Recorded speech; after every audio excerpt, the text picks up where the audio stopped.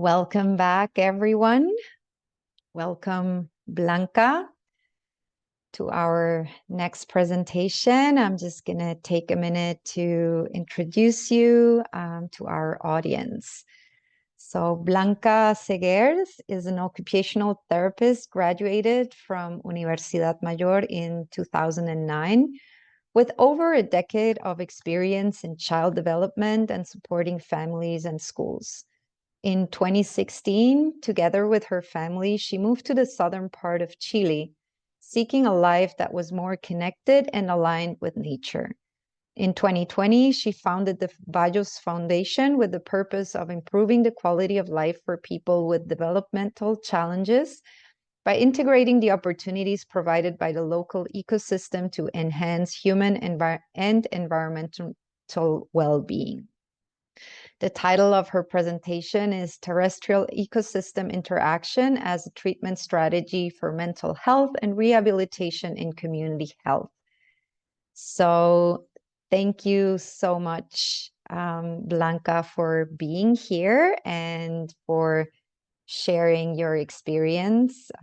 Bienvenida, and take it away. If you want to share screen, you are able to do so. Okay, thank you, Manuela, and thank you everybody for for this invitation. I am representing here a team of 12 people working together with nature and with a herd of 6 horses. We have developed a very nice work that I am very happy to share with you today. I'm a bit nervous, I must say, and language is not my first speaking language, English. So, well, if anybody, if I'm not being clear, I hope Manuela can give me a hand. Okay, so I'm gonna share with you what we have been, what we have been doing here in the south of Chile, and I will share my screen, okay? It's here.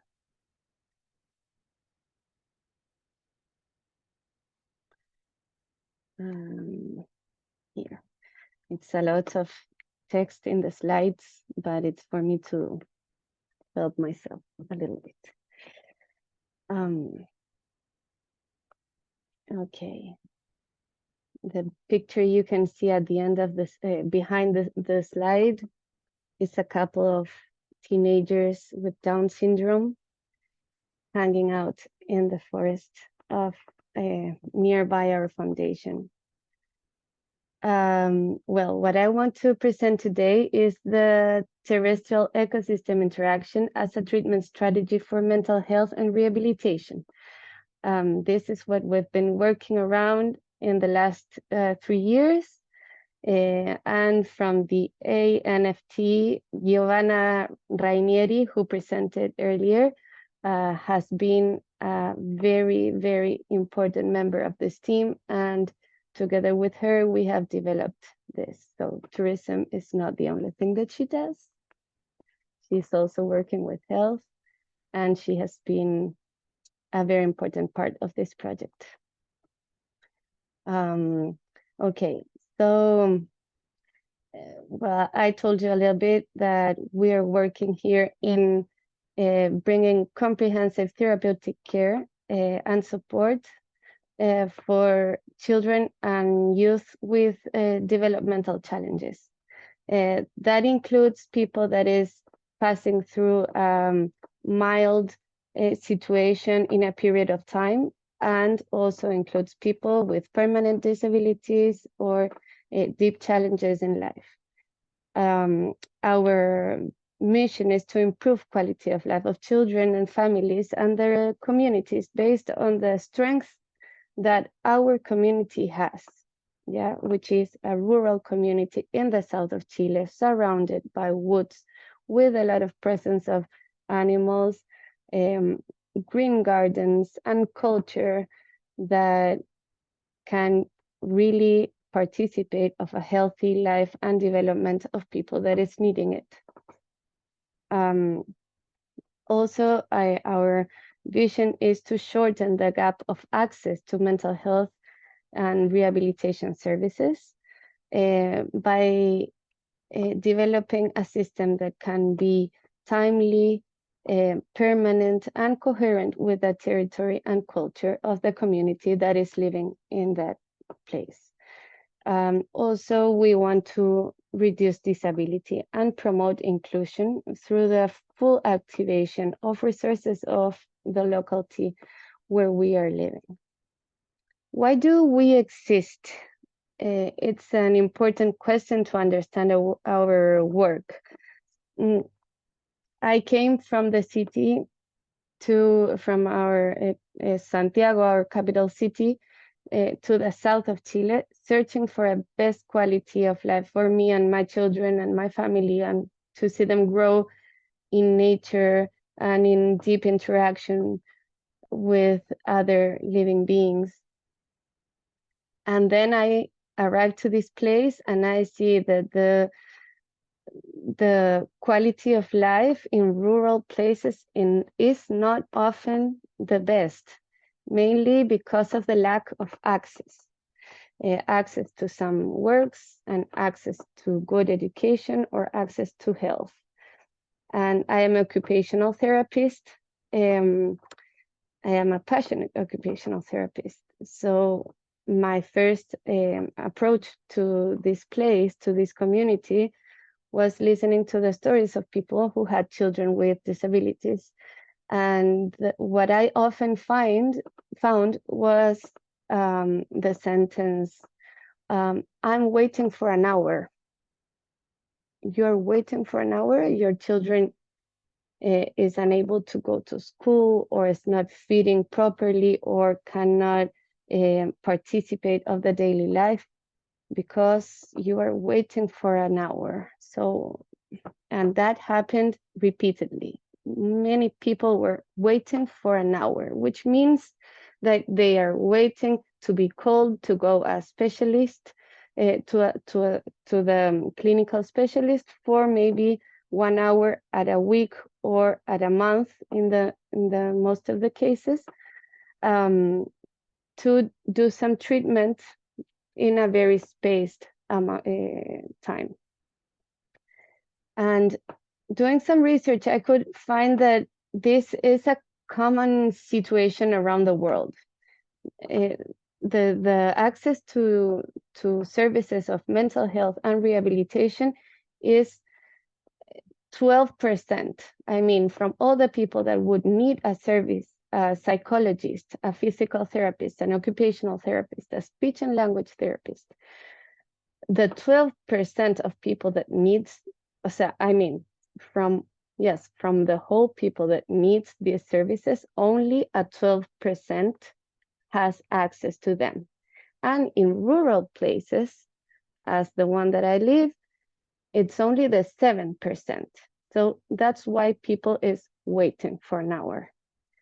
And this is a public health situation around the globe because we have rising prevalence of mental health issues. They all raised after the pandemics. We have 15% of children worldwide living with some kind of developmental disability. Autism spectrum disorder has raised from a 1% to a 2.4%. And this impacts the quality of life of children, youth, and also the family. And when a family is unfulfilled in their needs, then the family is struggling. So other troubles come in: economics, violence, stress, etc. So I think that diving in this whole topic, it's very interesting. And this is an area where guides from ANFT should, or hopefully would, get involved. And I will show you a bit how we have done it, hopefully to inspire also how you could relate with other health programs in your communities. from a global perspective, this is related to the Sustainable Developmental Goal number 3, mainly ensure healthy lives and promote well-being for all at all ages. And it's interesting when we are looking how to do fundraising for these projects to be connected with a global language. So this is an urgent need.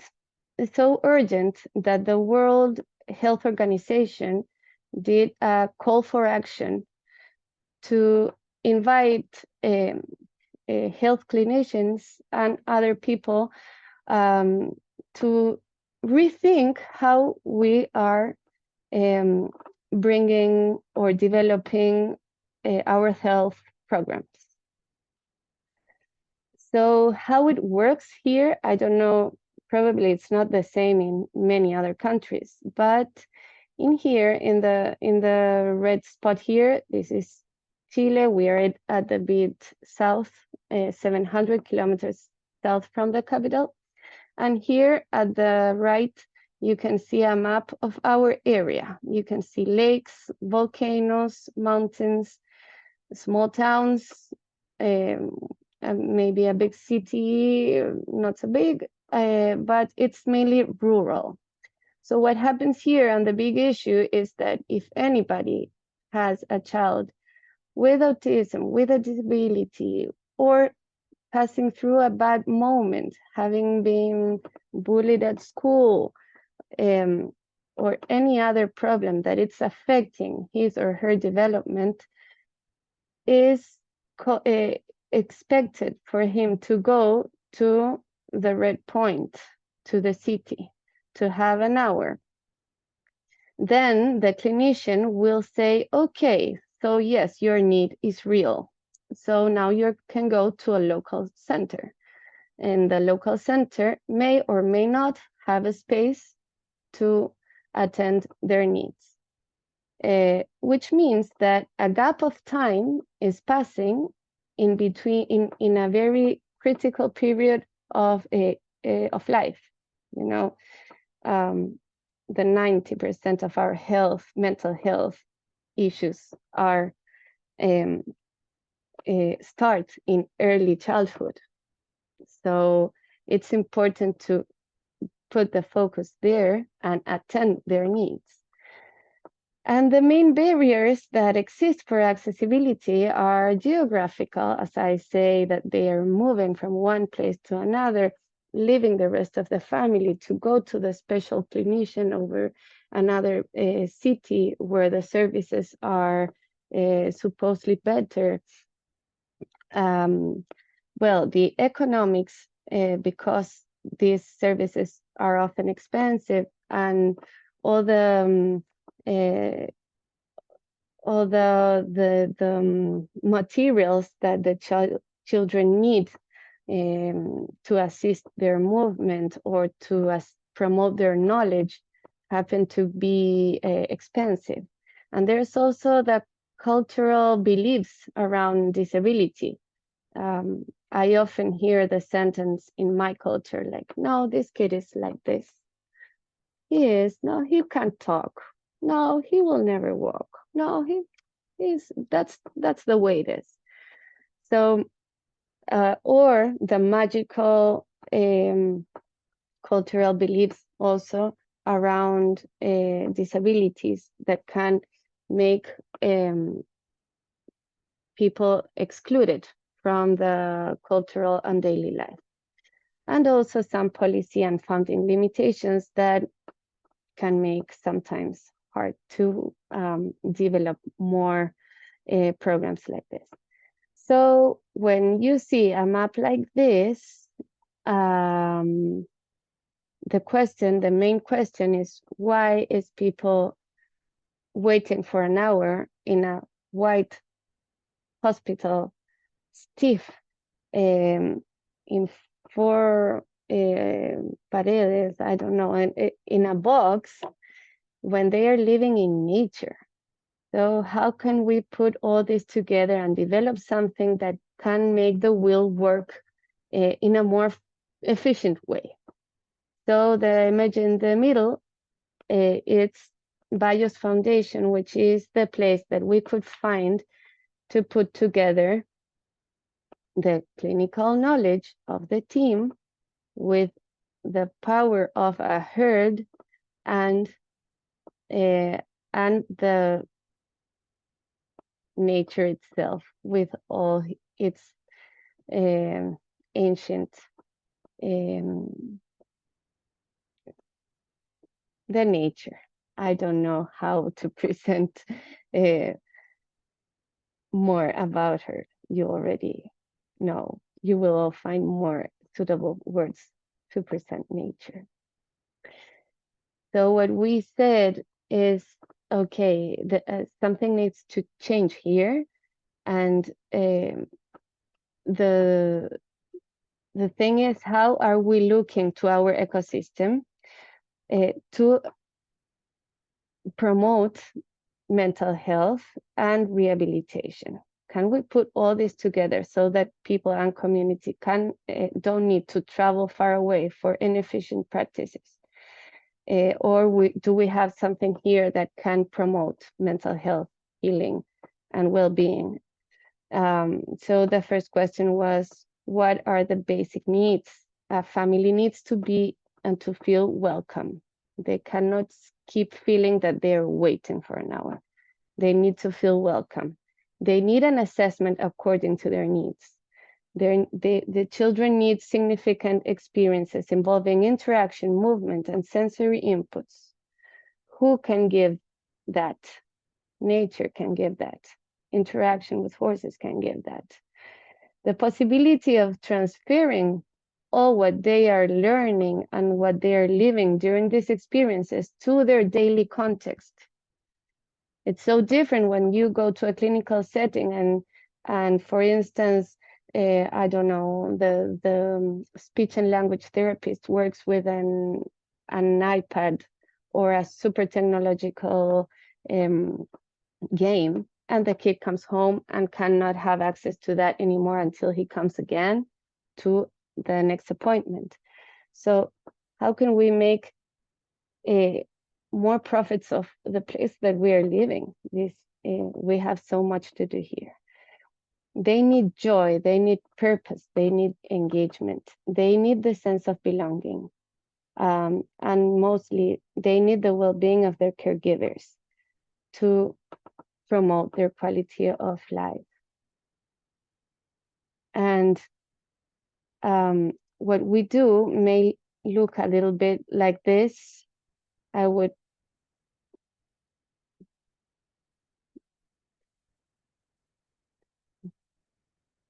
This is don't mind, it's just music, but I think that someone is not hearing. This is a group of kids. They have neurological syndromes, cerebral palsy, and these are their caregivers in forced therapy.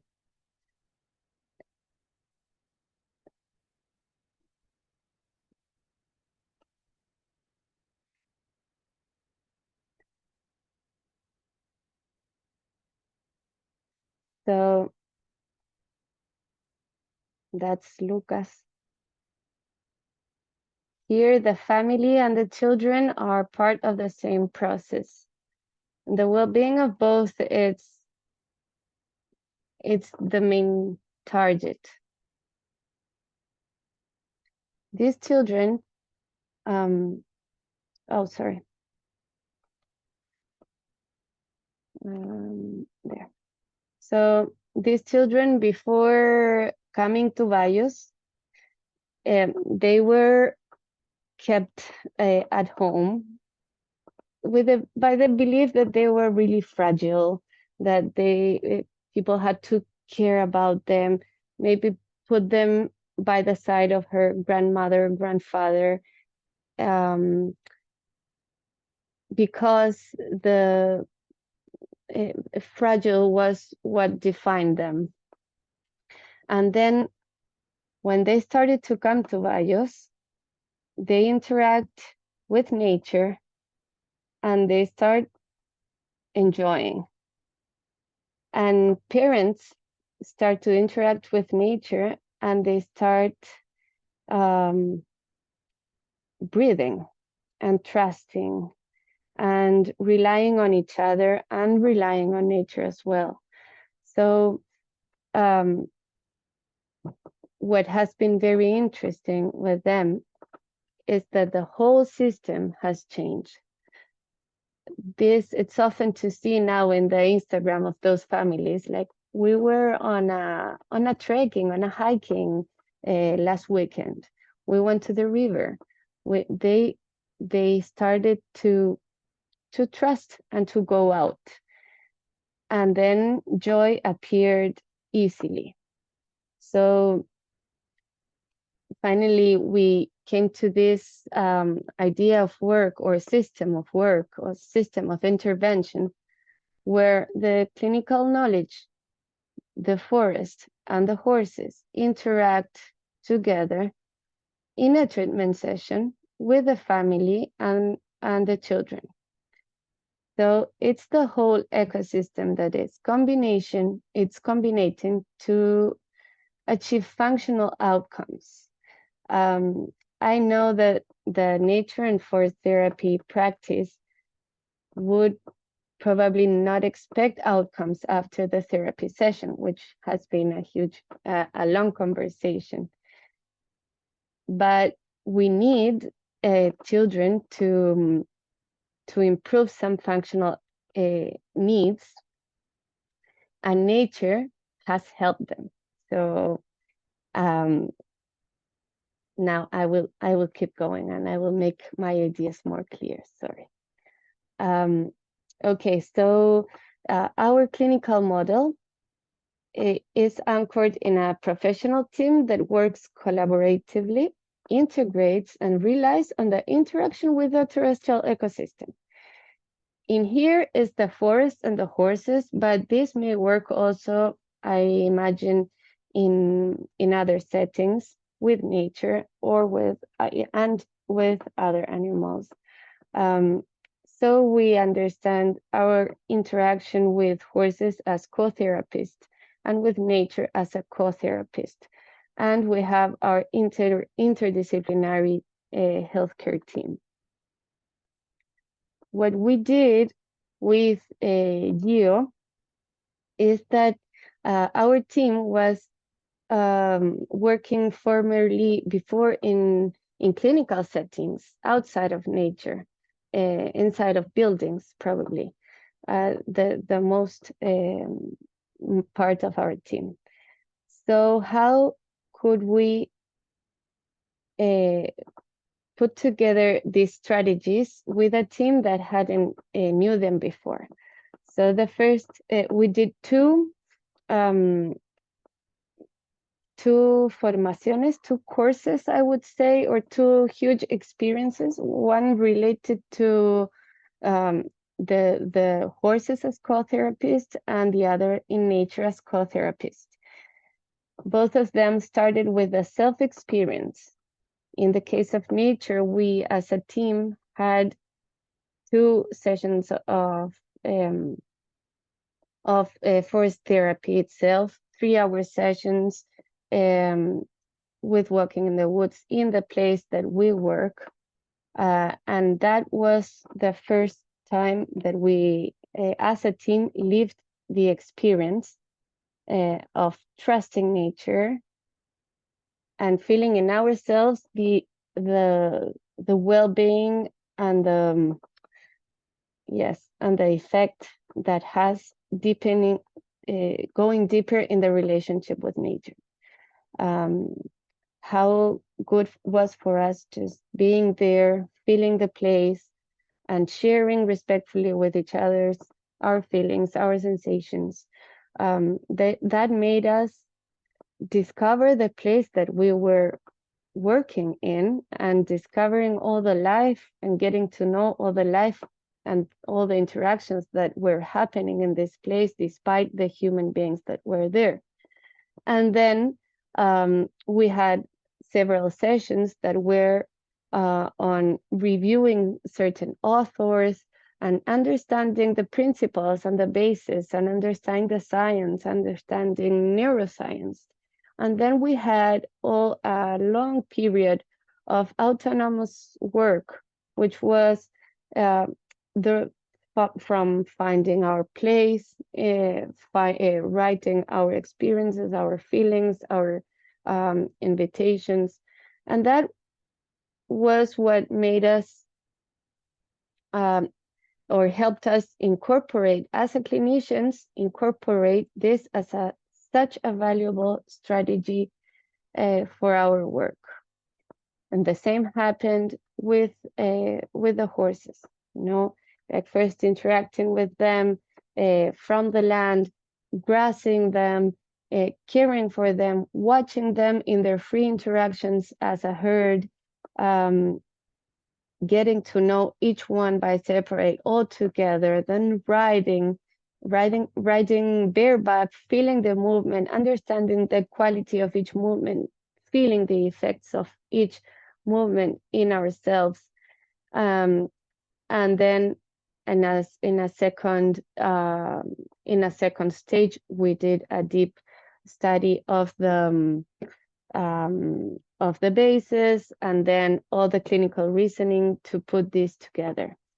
So these experiences that I'm just passing like an overview of them were crucial for this team of 10 clinicians that had nothing to do with horses and nature to get involved and to feel, and that raised a curiosity and an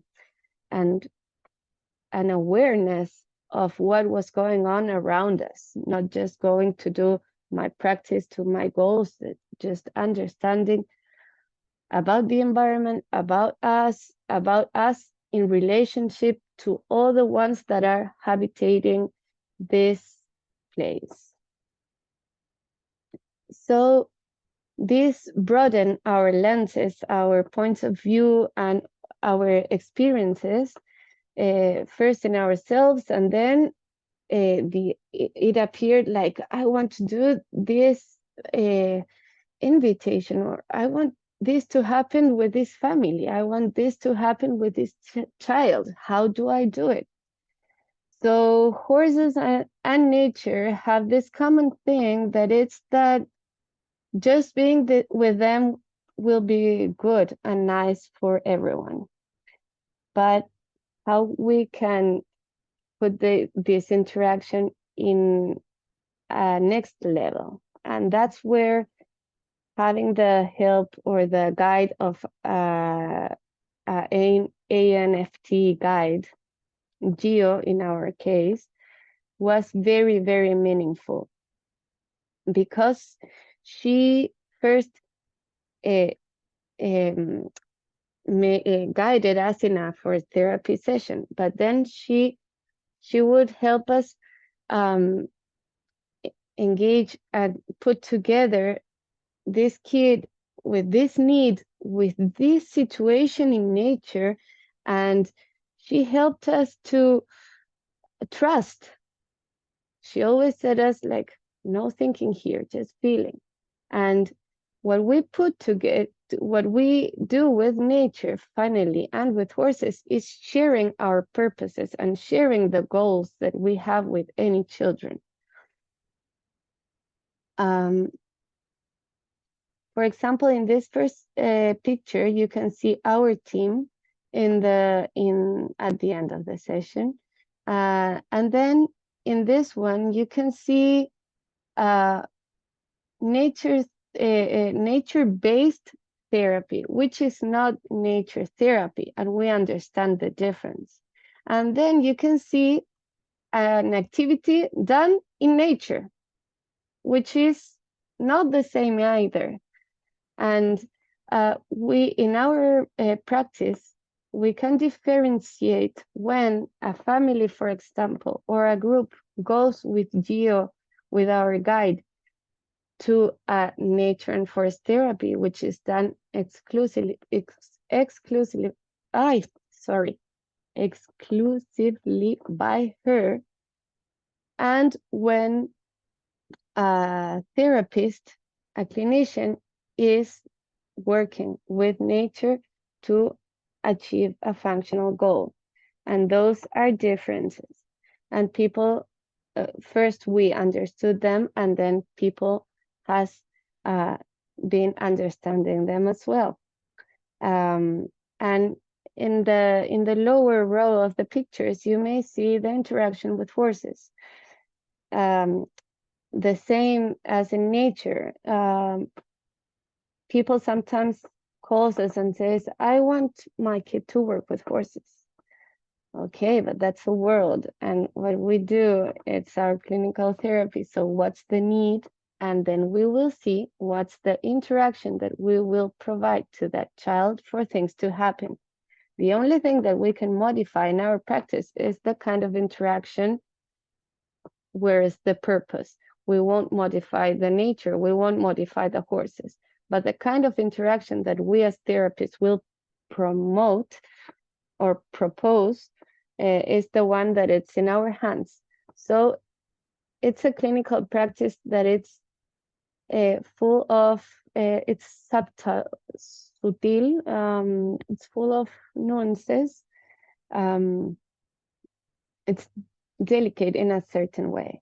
So here we, for example, this girl in the left, after pandemics, with very afraid to go outside, very afraid to connect with others, starts connecting with the horse. For her, the interaction with the horse, as well as the interaction with nature, will be very meaningful. But this kid with sensory processing issues will be the interaction with the horse in grooming will help him in his awareness, in his self-care, in the care of others, and living interactions with different smells, different touch stimulus, and different tools will be helpful for him to later be autonomous, go to school, and be part of the social system that he wants to enjoy. In some kids, movement, for example, in this girl, also with sensory processing issues, and in this boy with Lucas with neuromotor, with cerebral palsy, he will need the movement of the horse, and also to get more aligned and straight and correct his movement patterns. And in this one, some people will only benefit by being with the herd, watching their interactions, because in between horses, as in nature, metaphors are present, and we often can understand things of our lives just by being there. So what I wanted to share here is that having experts in both areas has made us understand the differences in the work with nature and with horses, without trying to look at them as instruments, but understanding that the interaction can benefit certain issues that are affecting your quality of life, and that when you live with them, when they have helped you and you have that deep experience, your relationship with them also changes, and that comes as an inherent part of the practice. Here. So also each professional has their own frameworks, but the main idea of this is that we have learned that our central nervous system is at its best and most comfortable state after half an hour, at least 20 minutes to half an hour of interaction with nature and with horses. And there is science behind, you know them, and there's some literature at the end. But when people comes to our foundation, they are struggling with some difficulty that may be permanent, maybe mild, maybe deep, but they are struggling with something and they are needing to be solved, to solve that need, you know? So when we work in a clinical common setting, in a building, we have to spend a long time in achieving regulation, probably a visual contact, a proper arousal level, to then get to the hard part or the challenge in the development of the child. What we have seen while working with nature and with horses is that after we are those 20 minutes in nature, walking by the path, doing boats in a river, in an invitation or not, just being in nature at its basis, that by itself take us to our optimal arousal, or the same, or activates this parasympathetic response. So it's so different the way that a children approach to a difficulty when has been before or earlier in nature or in the horses.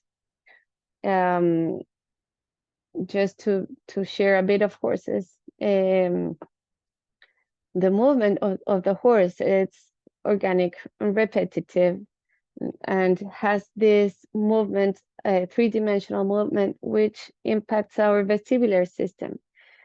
And after 30 minutes, our arousal, it's an optimal state. A walk in nature with a certain rhythm moves us in the same way. Both of them can take us to an optimal arousal.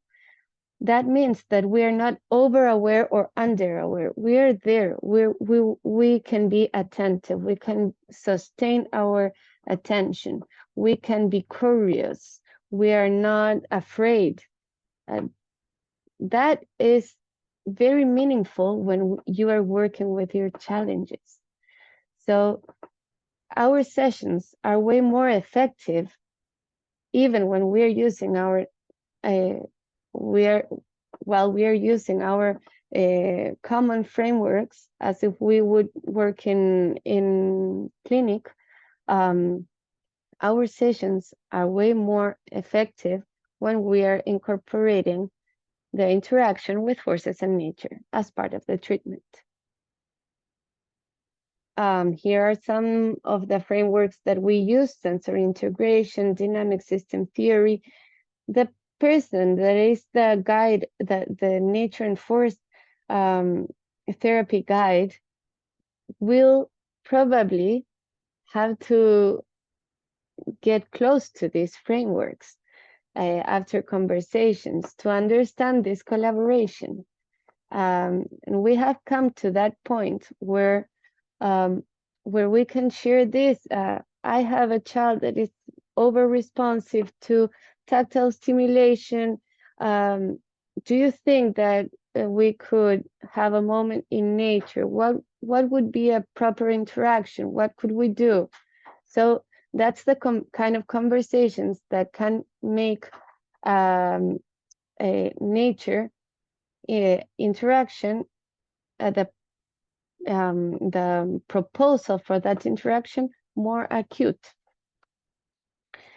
And at the end, what you can see in our clinical reasoning or in the decisions that we are making every day as a team is that we have an equine specialist.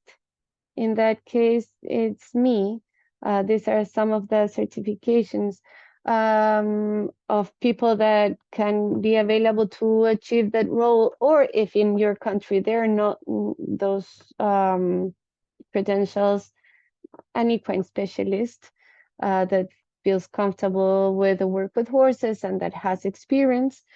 And then you have the clinical therapeutic team, where we have occupational therapists, physical therapists, speech and language therapists, psychologists, and special educations. And we have the nature and force therapy guide from the ANFT. When this is kind of an example, when we set a functional goal, for example, Facundo will be able to present his work to his class once a month. Facundo is a child who I will have been working with, and he's in the autism spectrum disorder. We have been working for a long while with lots of sensory processing issues, defensive to textures, to smells, to visual stimulation. So being in the classroom was really uncomfortable for him. We have been doing some changes. We have been working in collaboration with the school. He's way more comfortable sitting by the window, for example, and what his personal goal now in second grade is to be able to share his works and present once a month at least to his friends. So I share this with the guide. Oh, sorry. I have switched the light blue. Well, you may understand that they're not in the correct position. So when I think of the horse, the three-dimensional walk of the horse stimulates the sensorimotor system, so he will help his posture control, he will breathe, and he can work on his self-regulation to handle his anxiety when he is exposed in a overwhelming context. And then the regular contact with nature is also associated with lower stress levels of anxiety, depression, and stress. For example, just to take one little statement that helps us think how to proceed or how to help Facundo. So in his sessions, we will use the work of the horse, the breathe, and the posture.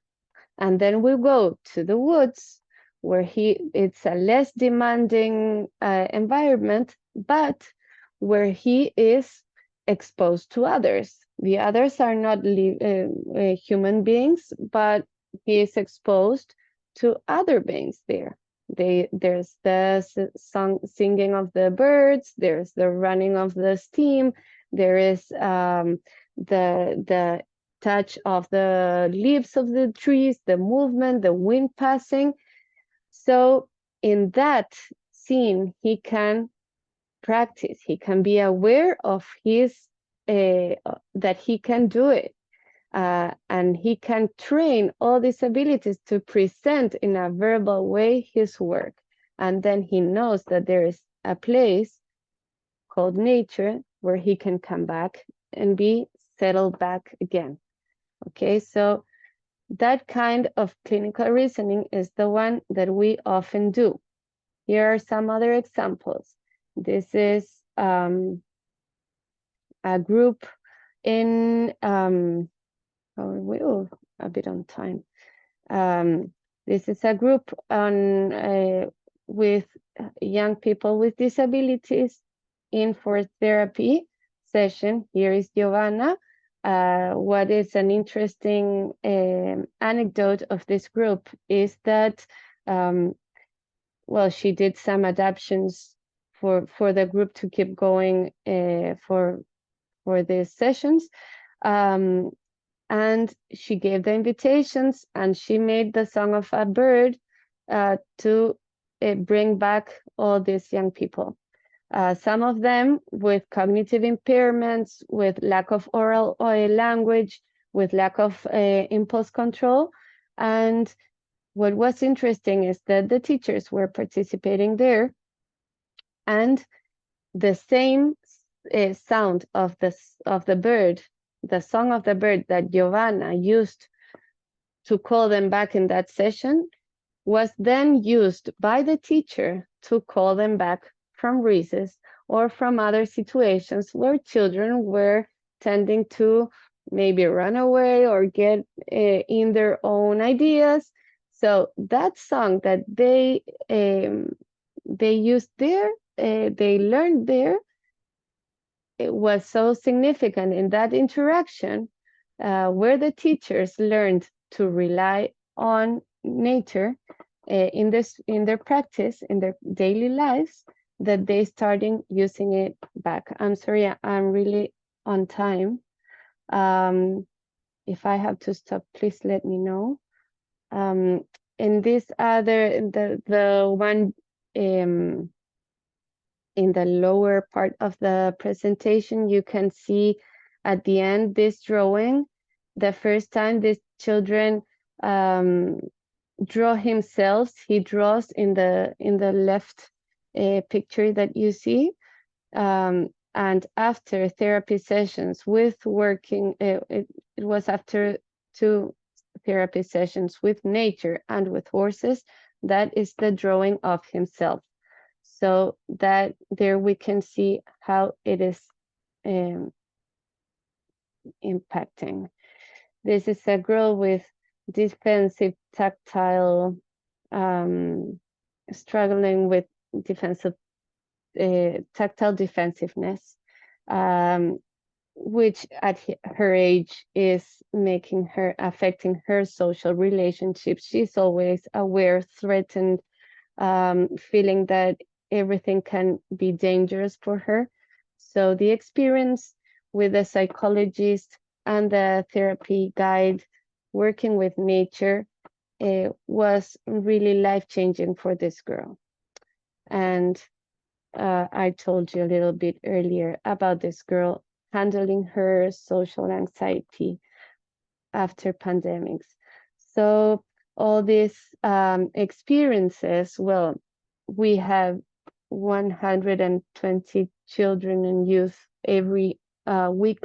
So I could keep talking and talking about how merging nature and horses and the clinical reasoning of the team has been really meaningful for the community. We are trying to make this more clear to and easy to repeat in other places. But what we see finally is in this ecosystem, the interaction of a team, family, a herd of horses, and nature on a community basis. And this interaction is permanent, just like the flying of a bee. We don't have really a pattern yet, but it's a continuous movement. And that can be used in, or that applies to different levels of interaction with nature and with horses, in which the expertise of a nature and forest guide is crucial, as well as the expert in the horses. And the programs that we've developed using this interaction or applying, I don't like the word use, but I don't know, are programs with for mental health for youngs and adults, neuromotor developmental, kids with neuromotor developmental delays, the work with schools here in green, with rural schools for them to start to integrate nature and animals in their schools, and green gardens, care of caregivers, parenting and childhood. And this is, well, part of the community now. And the outcomes are the improvement of quality of life, the sense of belonging, the functional abilities have increased. And what it's important is that we have decreased this enormous gap of attention for mental health and rehabilitation of children and youth. These are, well,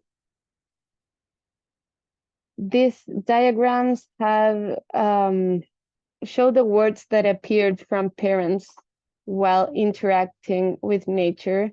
Some of them having nature and forest therapy, or some of them in nature-based activities with their children.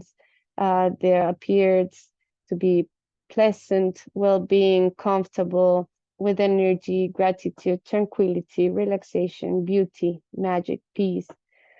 So those are words that we commonly don't find in clinical settings. So it's interesting to oh, sorry, I'm out of time. These are some testimonies.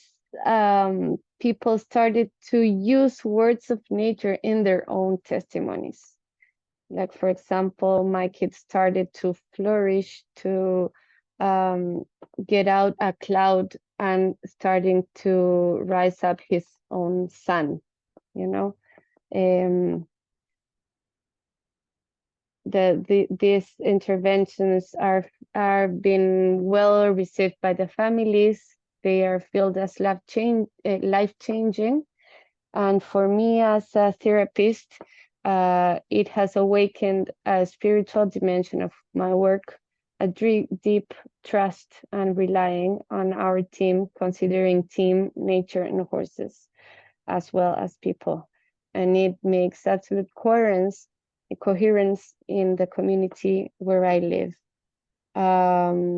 Blanca, there are some questions in the chat that I would really like to address. I don't know how many slides you have left. This is it. This is it. This is it. Thanks for the time. I'm sorry. No worries. Longer than expected. No worries. Thank you so much for this wonderful presentation and also for the amazing work that you are doing. So there's a question from Nuria in the chat, and she says, it is very beautiful what you are sharing. Is this work you do free for the families? We have, well, all the formation of the legal figure was in the purpose to make it more accessible for people. We have a differentiated price, a differentiated price. It's accessible. It's zero cost for 10%,